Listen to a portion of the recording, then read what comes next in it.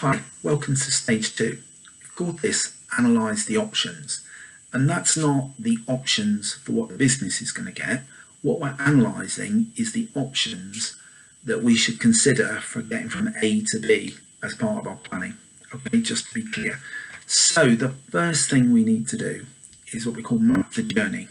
Okay, mapping the journey, and that is sketching out an overall route map through to the end. Okay, and there's a term, sometimes we call this outcome mapping. What are the big things that have to happen? Things like the objectives and the requirements will vary, some of those, but you should still be able to see those big things that have to happen. The details will come later, but mapping that together shows you what you will have to achieve. Okay, and the important part of that is thinking through the sequence of events. It's all very well rushing off and putting loads of tasks into Microsoft project or something or other and then trying to join them all together. But we need to, if we map the journey properly, we can see the sequence that has to happen. All right, so if we're going to build a wall, we need the bricks before we start work. All right, simple things like that. You'd be amazed how many of these mega projects go wrong because they just simply don't sit down and think through the sequence of activities. What they'll do is dive into massive detail around a particular activity, but not necessarily seeing the whole picture about what needs to be done. And as the project manager or the project sponsor, you need to see the whole picture, not just bits of it.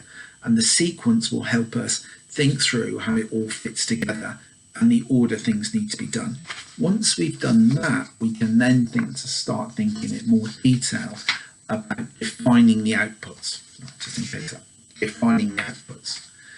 When we get to this point, we can do some more stuff around what it needs to look like, its functionality, and next level of detail. Yeah, Prince 2 is very good at this. It calls them product descriptions. Okay, so then what we will have is a product description for most of those big things that have to happen. Once we got the product description, what good looks like, what the business needs, what your customer needs, we can then go on to the next piece of detail, which is a specification. All right, so the specification will be quite precise about what we need to do. Now, this is all part of planning, yeah, but these are things that waft around in the undergrowth. But if you think about it, you can't do your plan without those. We need to know the journey we're going on and the big things that need to happen. We need to know the sequence they have to happen in, else we'll all be running around doing each other, falling over each other.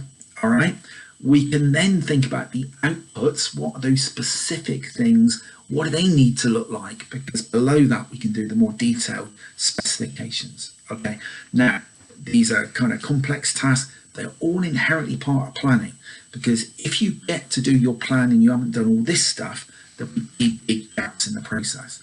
All right, and so when you do the course now, we're going to give you lots of little techniques you might have heard of to help you. Product descriptions I've already mentioned. There are various other ones, outcome relationship mapping. All those things will help you join up the dots as you go along, and you'll understand where the problems are. All right, so good luck with the course. Take your time, and I hope that you get to use some of the examples.